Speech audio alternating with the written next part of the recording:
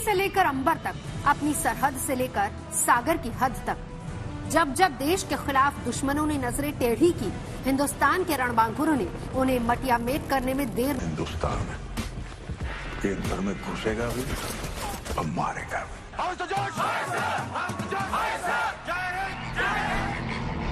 भारतीय सेना के रणबांकुरों का युद्ध कौशल बेजोड़ है।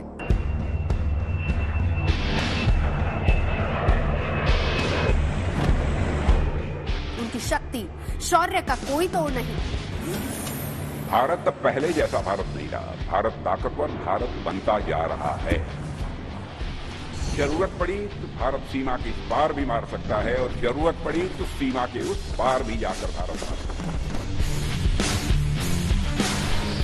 मां भारती की हिफाजत के लिए भारतीय सेना के जांबाज अपना सर्वस्व न्यौछावर करने से कभी पीछे नहीं हटते।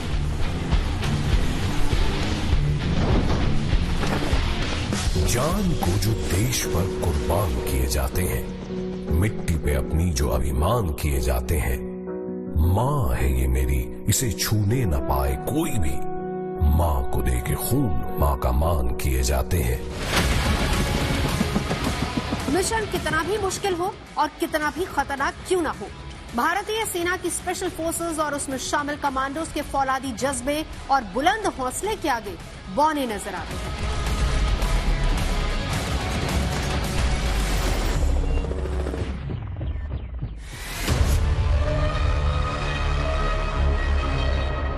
जल, थल और नभ, भारतीय सेना के पास ऐसे ऐसे रणबांकुरों की टोलियां मौजूद हैं जो मौत को भी मात देने की ताकत रखती हैं। एक एक सैनिक सैकड़ों पर भारी है और यही वजह है कि इन रणबांकुरों की वजह से हमारी तमाम सेनाएं महफूज हैं और भारत सुरक्षित है।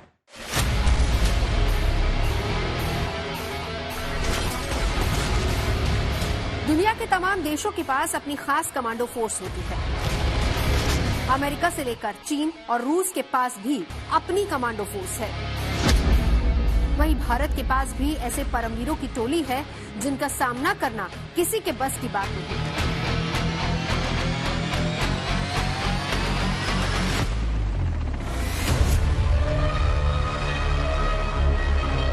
कमांडो एक स्पेशली ट्रेन्ड सोल्जर्स होते हैं, चाहे वो इंडियन आर्मी के, इंडियन एयरफोर्स के या इंडियन नेवी के हों। इनको हाई वैल्यू टारगेट्स के लिए स्पेशली ट्रेन किया जाता है। गुरीला वारफेयर, जंगल वारफेयर और हाई अल्टीट्यूड, हर तरह की टेरेन के अंदर इनको इस तरह की ट्रेनिंग दी जाती है कि ये मेंटली और फिजिकली बहुत टफ हो जाते हैं। आपको याद होगा कि 2016 को उड़ी अटैक के बाद भारत ने एक सर्जिकल स्ट्राइक की थी। वो सर्जिकल स्ट्राइक 4 घंटे के अंदर भारत के स्पेशल फोर्सेस के कमांडो वो पाकिस्तान के 3 किलोमीटर तक अंदर गए। वहां पर उन्होंने 7 टेररिस्ट कैंप जो है उनको उड़ाया और तकरीबन 38-40 जो टेररिस्ट हैं उनको भी नेस्तनाबूद किया। आज बात हिंदुस्तान के उन ताकतवर स्पेशल फोर्सेस की जो रणभूमि में शौर्य का इतिहास लिखने के लिए तैयार रहती है।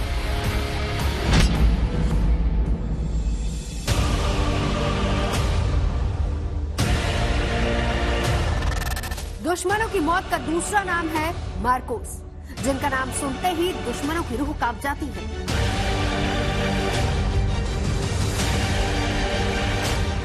इंडियन नेवी के ये मरीन कमांडोज ऐसे योद्धा हैं जो पाताल में दुश्मनों की समाधि तैयार करने की ताकत रखते हैं।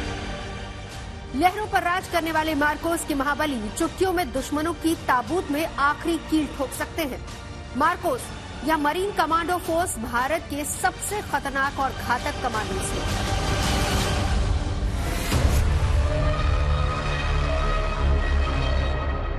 हिंद महासागर की निगरानी करने वाले मार्कोस सैनिक खाली हाथ भी दुश्मन की सेना के चीथड़े उड़ा सकते हैं। इनकी ट्रेनिंग इस तरह की होती है कि ये किसी भी परिस्थिति में बिना किसी हथियार के दुश्मन का सामना कर सकते हैं। केवल 27 सेकंड में दुश्मन को मृत्यु लोक पहुंचा सकते हैं सैनिक। मार्कोस या मरीन कमांडो फोर्स की गिनती भारत के सबसे खतरनाक कमांडोज में की जाती है। इसे भारत का नेवी सील्स भी कहा जाता है।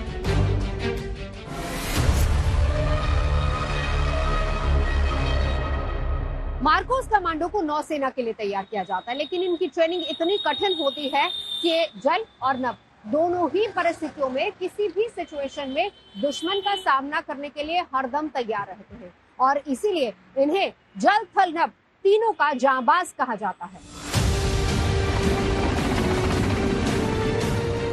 इंडियन नेवी के स्पेशल ऑपरेशन फोर्स यूनिट की ट्रेनिंग इतनी मुश्किल होती है कि हर किसी के लिए इसे क्वालिफाई कर पाना आसान नहीं होता। पहले मार्कोस कमांडोज के लिए चुने गए लोगों का 4 सप्ताह तक टेस्ट चलता है। टेस्ट में अगर सफलता मिली तो 1.5 साल की हार्ड तोड़ ट्रेनिंग होती है। ये ट्रेनिंग इतनी मुश्किल होती है कि 1000 जवानों में कोई एक ही इस ट्रेनिंग को पूरी कर पाता है। मार्कोस कमांडो वर्षों की ट्रेनिंग में खुद को खपाते हैं ताकि देश पर कोई आंखें न तरेर सके। मार्कोस कमांडो समंदर की सतह से 55 मीटर नीचे 15 मिनट तक बिना ऑक्सीजन उपकरण के रह सकते हैं और लड़ भी सकते हैं। समुद्र की सतह से 35 मीटर नीचे करीब 20 मिनट तक रहने की क्षमता विकसित की जाती है।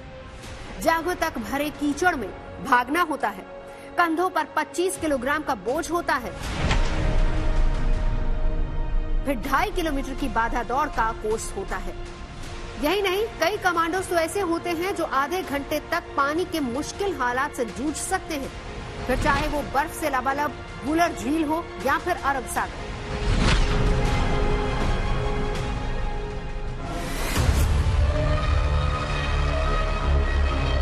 मार्कोस यानी मैरीन कमांडो फोर्स, ये भी इंडियन नेवी के कमांडोज हैं। इनको भी स्पेशल ट्रेनिंग दे के उनको तैयार किया जाता है और ये समुद्र के अंदर या कहीं भी ऐसी जगह पर किसी भी ऑपरेशन को अंजाम करने की हालत में होते हैं। ऐसा नहीं है कि सिर्फ ये समुद्र के अंदर या पानी के अंदर ये काम कर सकते हैं अपना, ये हर जगह काम कर सकते हैं। इनको स्पेशल वेपन सिस्टम दिए जाते हैं। इनके लिए खास ट्रेनिंग के वेपन होते हैं जिसके ऊपर मेंटल और फिजिकल टफनेस के ऊपर इतना जोर दिया जाता है कि हर कमांडो एक इतनी बड़ी ताकत बन जाता है कि वो दुश्मन के किसी भी इरादे को नेस्तानाबूद कर सकता है। मार्कोस कमांडो को सेना में मौजूद हर तरह के हथियार चलाने की ट्रेनिंग दी जाती है। खुखरी से लेकर सब मशीन गन तक चलाने में इन्हें महारत हासिल होती है। मार्कोस कमांडो को 11 किलोमीटर की ऊंचाई से कूदने की प्रैक्टिस कराई जाती है। 8 किलोमीटर की ऊंचाई से कूदने के 8 सेकंड के भीतर पैराशूट खोलना होता है। ये ट्रेनिंग -40 डिग्री के तापमान पर दी जाती है। मार्कोस कमांडो का कॉम्बिनेशन बेजोड़ होता है। इनकी हर चाल और गोली पर दुश्मन का नाम होता है। पलक झपकते ही खेल खत्म।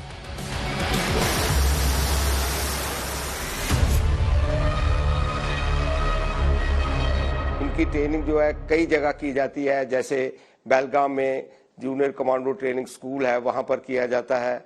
इसी तरह से राजस्थान में सोनमर्ग में जहां पर हाई आल्टीट्यूड का है वहां पर किया जाता है।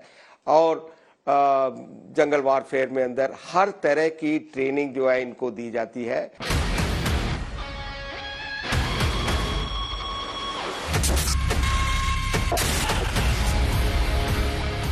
अमेरिका की नेवी सील से हिंद के इन सूरमाओं की तुलना की जाती है, लेकिन हकीकत ये है कि ये नेवी सील से भी ज्यादा घातक है।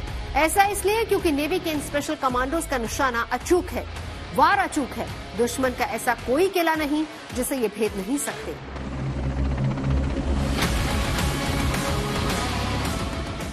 आसमान से लेकर जमीन तक और जमीन से समुद्र तक, हर वारफेयर या फिर कॉम्बैट ऑपरेशन में इन्हें महारत हासिल है। फिलहाल मार्कोस फोर्स में 1200 कमांडोज हैं जो हर वक्त अलर्ट मोड पर रहते हैं।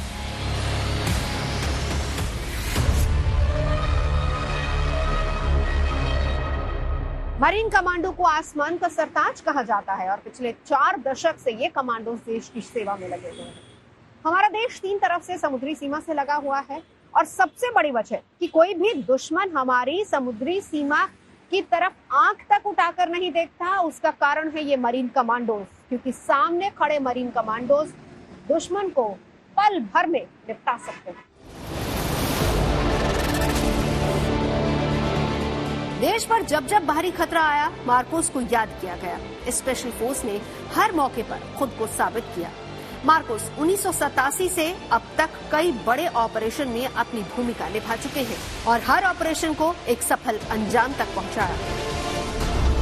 साल 1987 के पवन ऑपरेशन को मार्कोस कमांडो ने ही सफलता दिलाई थी।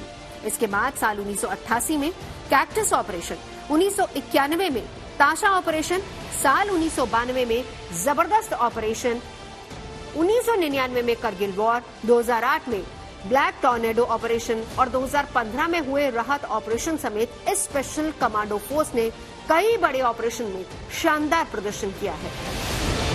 इनके बुलंद हौसले के सामने दुश्मन ने हमेशा घुटने टेके और जिन्होंने घुटने नहीं टेके उनके कदम इन्होंने हमेशा के लिए उखाड़ दिए।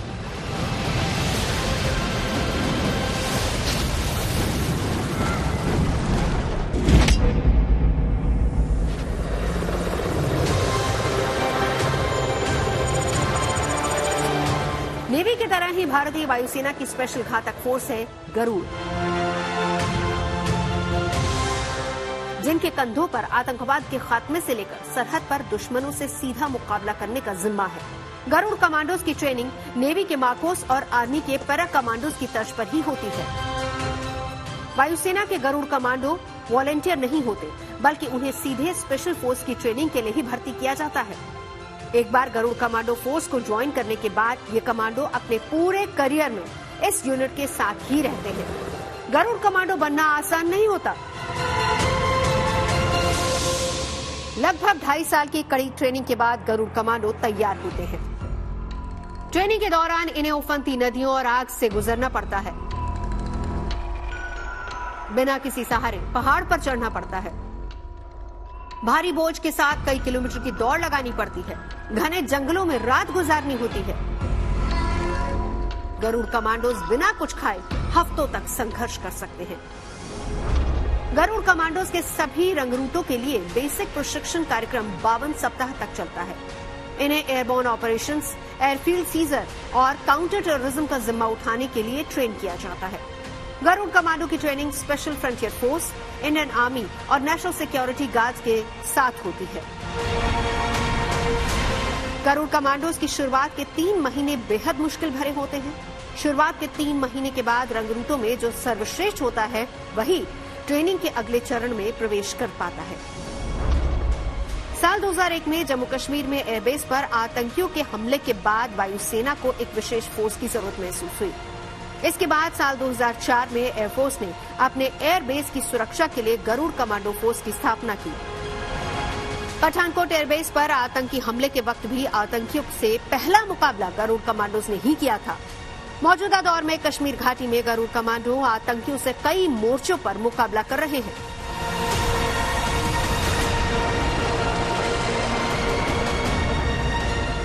भारतीय वायुसेना ने अपने स्पेशल फोर्स को अमेरिकी 6-आयर असॉल्ट राइफल जैसे हथियारों से भी लैस किया है।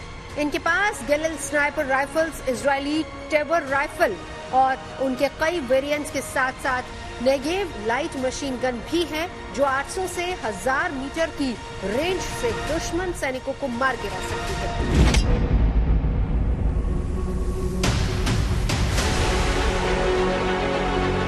भारतीय सेना की पैराशूट रेजिमेंट की एक स्पेशल यूनिट है पैरा कमांडो। इंडियन आर्मी का ये वो खास फौजी दस्ता है जो किसी भी नामुमकिन मिशन को आसानी से मुमकिन कर सकता है। जल, थल और आकाश में अपने मिशन को अंजाम तक पहुंचाने की ताकत इन्हें अलग बनाती है। 28-29 सितंबर 2016 की रात पाकिस्तान पर सर्जिकल स्ट्राइक हुई और इस सर्जिकल स्ट्राइक में कई आतंकवादी मारे गए। इसे भी पैरा एसएफ कमांडोज ने ही डोगरा रेजिमेंट की घातक टुकड़ी के साथ मिलकर अंजाम तक पहुंचाया था।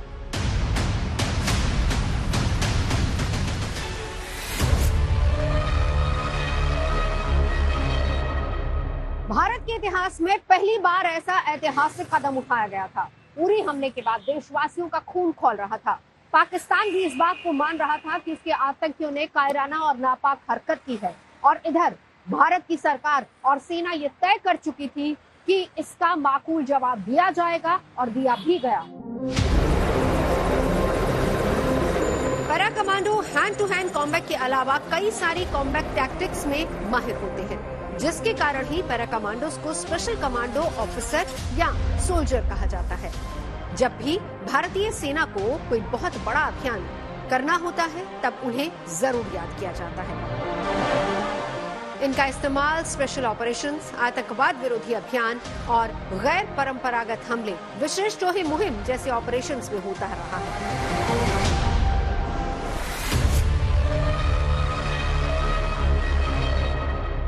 भारतीय सेना में पैराएसएफ कमांडो बटालियन की कोई सीधी भर्ती नहीं होती। इसके लिए सबसे पहले जवान को भारतीय सेना में शामिल होना पड़ता है, जिसके बाद पैराट्रूपर्स का फॉर्म भरना पड़ता है, जिसके लिए अपने कमांडिंग ऑफिसर के हस्ताक्षर की भी जरूरत होती है और इसके बाद होती है कठिन ट्रेनिंग।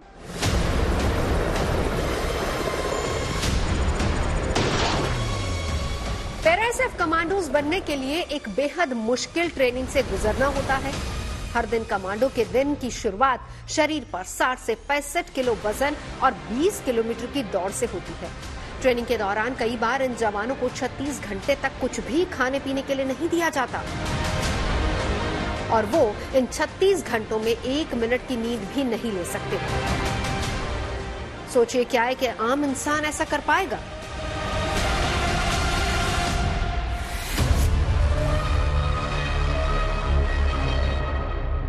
एक पैरा कमांडो को 33,500 फीट की ऊंचाई से 50 जंप लगाना होता है। एयरफोर्स के पैरा ट्रेनिंग स्कूल आगरा में इनको ट्रेनिंग दी जाती है और पानी में लड़ने के लिए इनको कोची में डाइविंग स्कूल में ट्रेंड किया जाता है।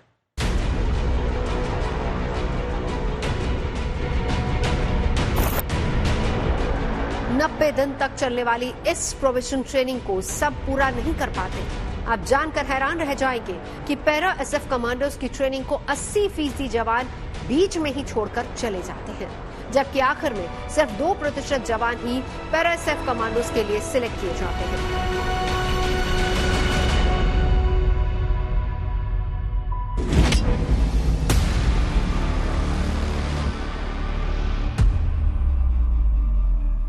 देश की बेहतरीन कमांडो फोर्सेस में एक और नाम शामिल है जिसे एनएसजी यानी नेशनल सिक्योरिटी गार्ड के नाम से दुनिया जानती है।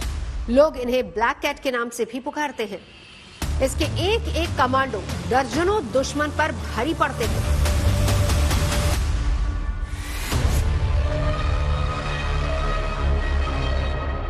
जब भी ऐसे कमांडोज की बात होती है तो जहन में एक ही तस्वीर आती है, काले कपड़ों में लिपटे हुए ऐसे कमांडोज जिनके हाथ में बंदूक है, पीठ पर भारी भरकम सामान है, गोला बारूद है।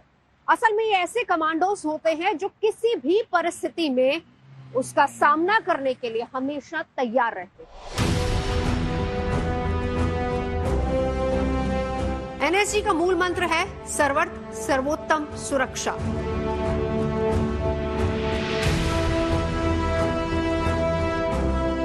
शुरुआत में इसका इस्तेमाल सबसे ज्यादा पंजाब में हुआ।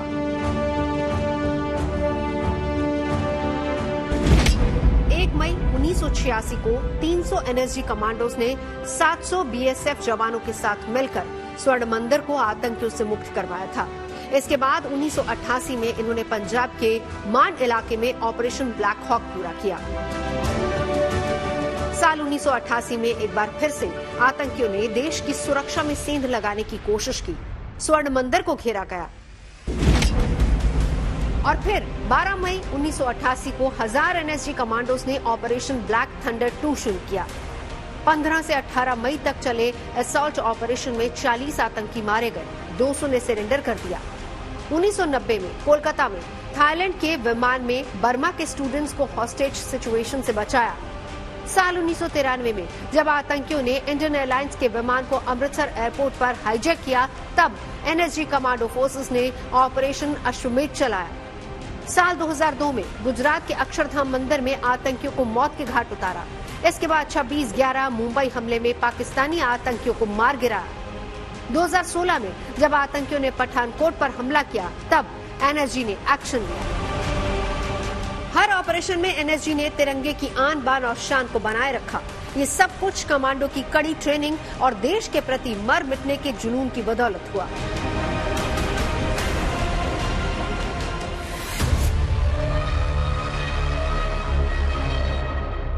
गृह मंत्रालय के तहत आने वाले एनएसजी कमांडोज का काम केवल वीआईपी सिक्योरिटी ही नहीं है, बल्कि आतंकियों को मौत के घाट उतारना और हॉस्टेज सिचुएशन को संभालने की जिम्मेदारी भी इनके कंधों पर होती है।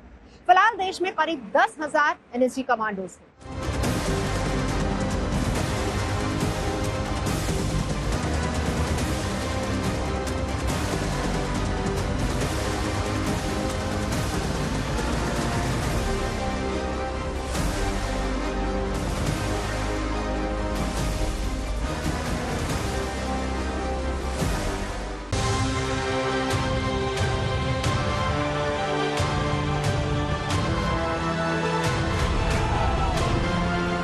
एनएसजी कमांडोज के लिए कोई सीधी भर्ती नहीं होती। इसकी ट्रेनिंग के लिए भारतीय सेना और अर्धसैनिक बलों के स्पेशल जवानों को चुना जाता है। एनएसजी के पास 5 तरह की टीमें होती हैं। पहला है special action group, special ranger group, special composite group, electronic support group, national bomb data centre. ये टीमें अलग अलग कामों के लिए बनाई गई हैं। नेशनल सिक्योरिटी गार्ड जो है वो भी एक स्पेशल फोर्स है मिनिस्ट्री ऑफ होम अफेयर्स के अंदर।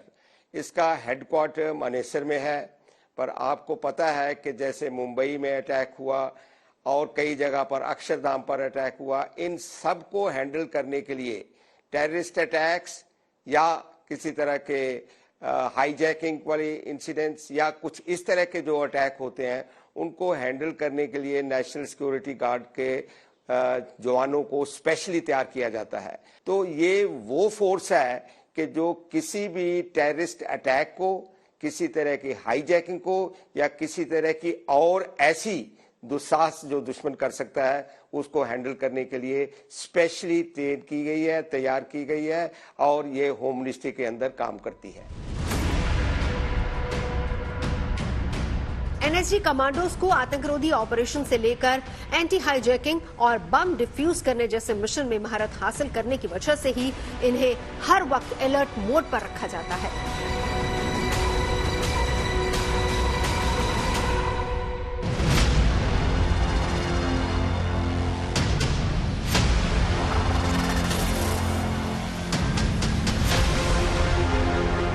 जंगल, जहां जहर भी है और जिंदगी भी, जहां दुश्मन भी है और जिंदगी भी, हालात जैसे भी हों अपनी दिलेरी से वो छाप छोड़ जाते हैं। ये है कोबरा कमांडो, जिन्हें घने जंगलों में काम करने की महारत हासिल है। ये खामोशी से आते हैं, दुश्मन खेमे में तबाही मचाकर चले जाते हैं। गोरिल्ला रणनीति और जंगल युद्ध में इनका कोई तोड़ नहीं। Cobra commando battalion for resolute action का शॉर्ट फॉर्म है। सीआरपीएफ की special forces gorilla war tactics और जंगल वॉरफेयर में स्पेशलाइज्ड होती है। इनका गठन सितंबर 2008 में नक्सलवाद की समस्या से निपटने के लिए किया गया था। मिजोरम, छत्तीसगढ़ के नक्सल प्रभावित क्षेत्रों में इसने ऐसे ऐसे मुश्किल ऑपरेशंस को अंजाम दिया जिनसे नक्सलवादियों की जड़ें हिल गई।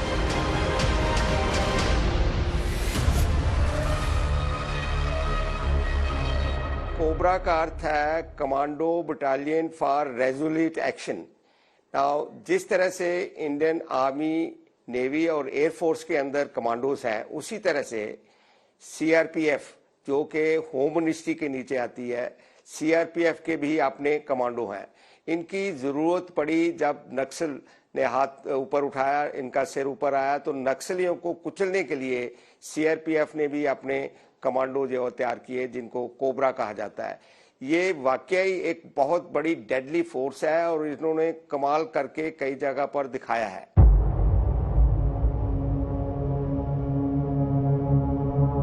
कोबरा कमांडोज की ट्रेनिंग बेलगाम और कोरापुट में मौजूद सीआरपीएफ एलीट जंगल वॉरफेयर इंस्टीट्यूशंस में होती है। इनका मेन फोकस जंगल में दुश्मन का सामना करने की टैक्टिक्स हासिल करना होता है।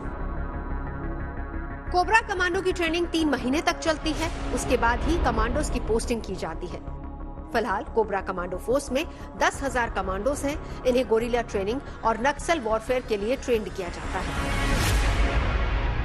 दुनिया की बेस्ट पैरामिलिट्री फोर्स में गिनी जाने वाली कोबरा कमांडो फोर्स के जिम्मे राष्ट्रपति भवन और संसद समेत कई अहम इमारतें हैं। सीआरपीएफ की कोबरा यूनिट में महिला कमांडोज भी शामिल हैं।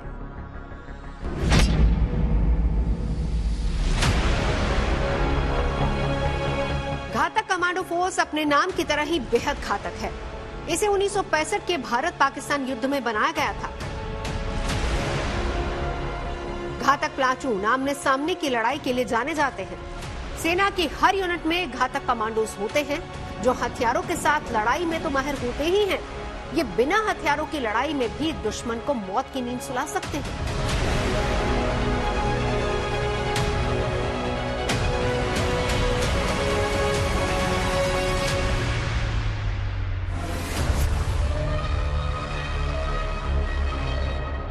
इन कमांडोज को लगभग 43 दिन की कठिन ट्रेनिंग से गुजरना होता है, जिसमें 35 किलो भार उठाकर 40 किलोमीटर तक दौड़ना शामिल है। ये ट्रेनिंग इन्हें शारीरिक रूप से बहुत ज्यादा स्वस्थ बना देती है। इसके अलावा ये सैनिक गुत्थम गुत्था लड़ाई में भी माहिर होते हैं। मार्शल आर्ट्स में भी इनका कोई सानी नहीं, यानी हर तौर पर मानसिक और शारीरिक दोनों तौर पर इनको और ज्यादा मजबूत किया जाता है। कमांडो स्कूल की ट्रेनिंग के बाद भी जब ये यूनिट में तैनात होते हैं तो वहां भी इनकी ट्रेनिंग होती है। हाई ऑल्टीट्यूड वाले इलाकों के लिए अलग तरह की ट्रेनिंग और रेगिस्तान के इलाकों के लिए अलग तरह की ट्रेनिंग होती है।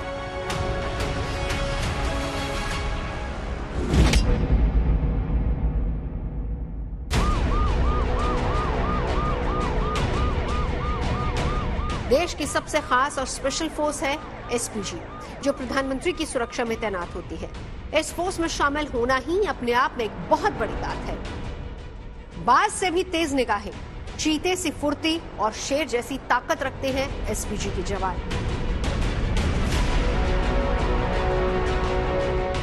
सूट बूट पहने एसपीजी के जवान अमूमन आंखों पर काला चश्मा लगाए रहते हैं। कान में एनक्रिप्टेड कम्युनिकेशन ईयरपीस से ये आपस में कनेक्ट रहते हैं। इनके ड्रेस में छिपा होता है मॉडर्न वेपन, जिससे ये दुश्मन को सेकंड में मृत्यु लोक तक पहुंचा सकते हैं। तत्कालीन प्रधानमंत्री इंदिरा गांधी की जब उनके ही सुरक्षा कर्मियों द्वारा हत्या कर दी गई, तब केंद्र सरकार को एक समर्पित बल जुटाने की आवश्यकता महसूस हुई, जो देश के मौजूदा प्रधानमंत्री, पूर्व प्रधानमंत्री और उनके परिवार की सुरक्षा कर सके। जिसके बाद 1985 में स्पेशल प्रोटेक्शन ग्रुप की स्थापना की गई। इस समय प्रधानमंत्री नरेंद्र मोदी इकलौते हैं जिनका प्रोटेक्शन एसपीजी के हाथों में है। ये अक्सर सूट बूट पहने नजर आ जाएंगे। सूट के अंदर कई तरह के हथियार छिपे होते हैं। हाथ में क्लोज कॉम्बैट के लिए असॉल्ट राइफल होती है। अगर कोई भी दुश्मन प्रधानमंत्री के पास आया तो सेकंड्स में उसका खात्मा हो जाता है। अभी देश में एसपीजी के 3000 कमांडो सेवा में हैं।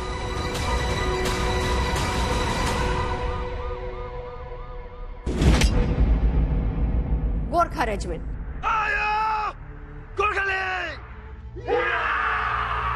भारतीय सेना की गोरखा रेजिमेंट की डिक्शनरी में असंभव जैसा कोई शब्द नहीं। अदम्य साहस और बहादुरी से लबरेज है गोरखा रेजिमेंट के जवान, जिनकी बहादुरी के किस्से 7 समंदर पार तक गूंजते हैं। इनका इतिहास ही रहा है मौत को मात देना। ये इतने बहादुर और दिलेर हैं कि इनके सामने आना दुश्मन सेना के बस की बात नहीं। भारतीय सेना के पहले field marshal general Manek Shah ने अपने एक बयान में कहा था, अगर कोई व्यक्ति कहता है कि उसे मौत से डर नहीं लगता तो वो झूठ बोल रहा है या फिर गोरखा है। जय महाकाली आयो गोरखा खाली के युद्ध घोष के साथ हर वक्त दुश्मन सेना से लोहा लेने के लिए तैयार रहने वाली गोरखा रेजिमेंट का इतिहास स्वर्णिम है। इन्हें साहस और वफादारी के लिए जाना जाता है। जन्म के साथ ही इन्हें सिखाया जाता है कि डर कर जीने से बेहतर है मर जाना।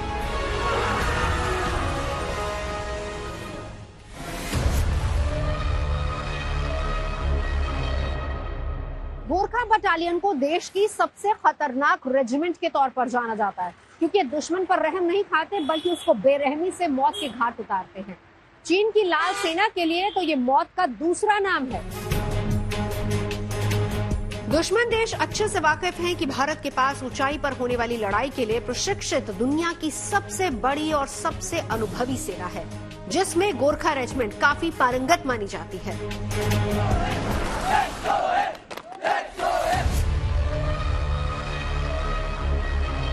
गोरखा गोरखा सोल्जर दुनिया का सबसे बहादुर और निडर और लड़ाई में कमाल करने वाले सोल्जर समझे जाते हैं। एक्चुअली जो गोरखा सोल्जर थे ये ब्रिटिश और नेपाल और इंडिया की, ब्रिटेन की और हम तीनों की एक संधि हुई थी। उस संधि के तहत वो गोरखा जो है वो इंडिया में हमारे साथ हमारे लड़ाई के अंदर हिस्सा लेते हैं और वो हमारी रेजिमेंट्स का हिस्सा है। वर्ल्ड वार 1 में, वर्ल्ड वार 2 में इन्होंने कमाल किया और 3 विक्टोरिया क्रॉस भी जीते। तकरीबन 20,000 गोरखा सोल्जर जो है शहीद भी हुए। तो गोरखा की पहचान है उसकी एक तो हैट और दूसरा उसकी खुखरी। और गोरखा का सबसे बड़ा जो मोटो है वो है it is better to be dead than to be coward, better to be dead than to be coward. मौजूदा समय में गोरखा रेजिमेंट भारतीय जवानों की ऐसी बटालियन है जिसके पास हर तरह के मोर्चे पर जंग लड़ने का काफी लंबा अनुभव है। गोरखा रेजिमेंट आजादी के पहले कई औपनिवेशिक संघर्षों के साथ ही प्रथम और द्वितीय विश्व युद्ध समेत कई जंगों में हिस्सा ले चुकी है। अंग्रेजों के लिए गोरखा सैनिकों ने दोनों विश्व युद्धों में अपनी वीरता, अदम्य साहस और युद्ध कौशल का परिचय दिया। साल 1962 का चीन युद्ध और साल 1965 और 71 में पाकिस्तान के खिलाफ युद्ध अभियानों में गोरखाओं ने जांबाजी के साथ हिस्सा लिया। इनकी हुंकार भर से पहाड़ थर्रा उठते हैं। इनकी गर्जना सुनकर दुश्मन दुम दबाकर भाग जाता है। जंग के मैदान में गोरखा फौजियों का केवल एक ही लक्ष्य होता है, दुश्मन का सफाया।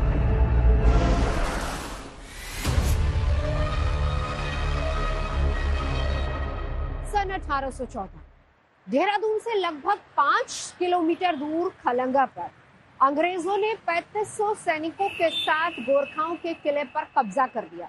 एक तरफ थी अंग्रेजों की सेना जिसके पास गोला बारूद, आधुनिक हथियार मौजूद थे। वहीं दूसरी ओर थे गोरखा सैनिक जिनके पास धनुष बाण, खुखरी और पत्थरों से बने हथियार थे। 600 गोरखा सैनिकों ने अंग्रेजों की टोलियों को 3 बार युद्ध में मात दी थी। जब अंग्रेज गोरखाओं को हराने में नाकाम रहे तो उन्होंने खलंगा के किले की पानी की सप्लाई रोक दी। पानी बंद होने से लोगों की परेशानी बढ़ने लगी। करीब 1.5 साल युद्ध चला। आखिरकार सुगौली की संधि हुई और युद्ध थमा।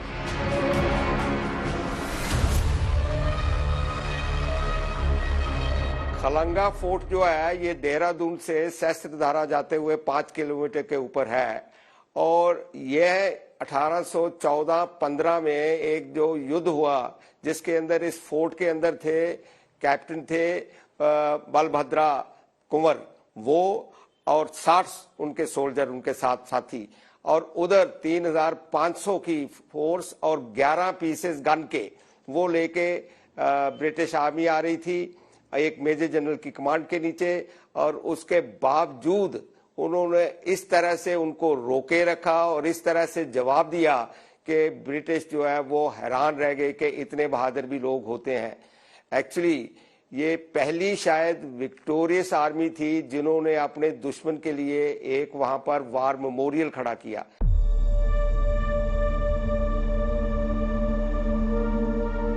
सुगौल की संधि के बाद नेपाली सेना के कमांडर बलभद्र कुंवर ने खुद अपनी इच्छा से न्याला पानी छोड़ दिया था और अपने सैनिकों के साथ वहां से चले गए। नेपाली सेना के जाते ही ईस्ट इंडिया कंपनी ने वहां 2 स्मारक बनाए। एक पर ब्रिटिश आर्मी के जनरल गिलेस्पी का नाम लिखा था तो दूसरे पर बलभद्र कुंवर का, जिन्हें अंग्रेजों ने वीर दुश्मन कहकर संबोधित किया था।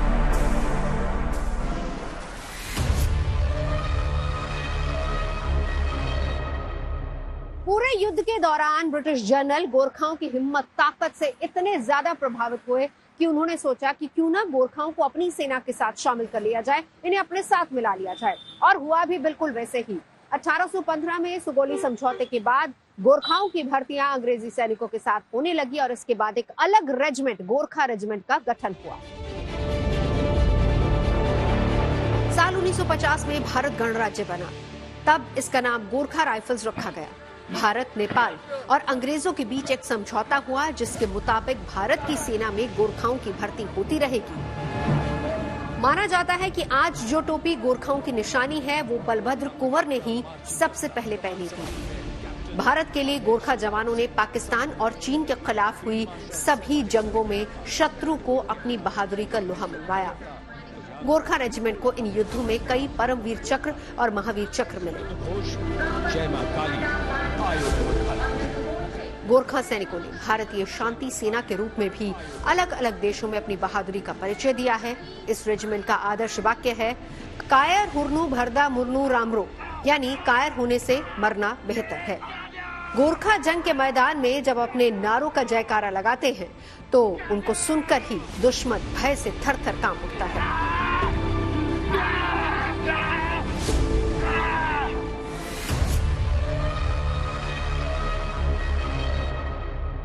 वीर गोरखा सेना जब युद्ध के मैदान में उतरती है तो उनका केवल एक ही लक्ष्य होता है और वो उनके आदर्श वाक्य से जुड़ा हुआ है।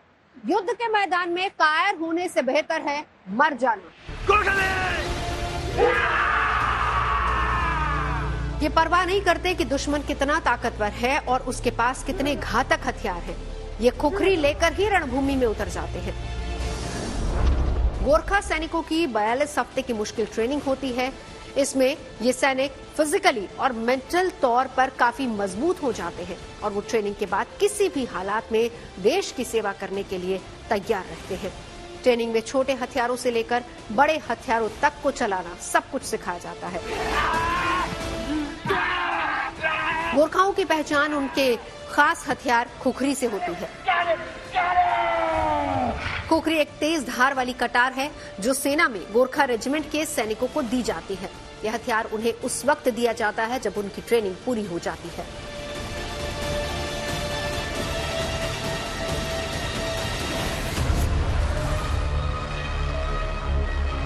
हर गोरखा सोल्जर का हैट और खुखरी ये दोनों एक पहचान बन जाती हैं।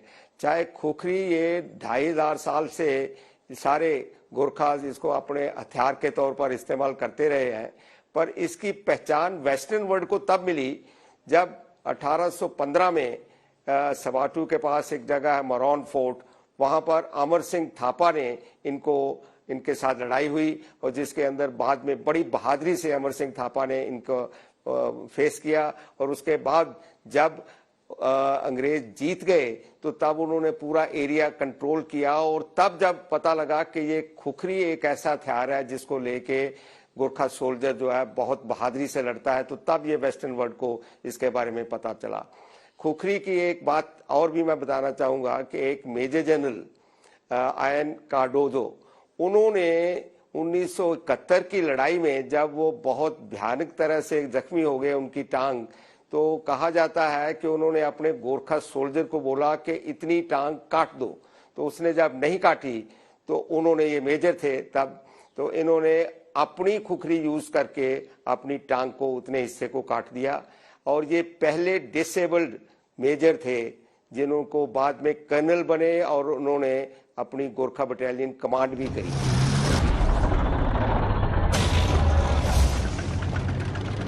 सबसे अहम आमने सामने की लड़ाई की ट्रेनिंग होती है जिसमें उन्हें सामने से दुश्मन को मात देने के बारे में सिखाया जाता है।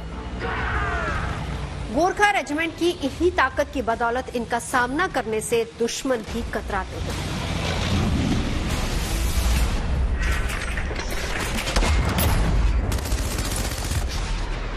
दिल्ली से नवजोत रंधावा के साथ bureau report, good news today.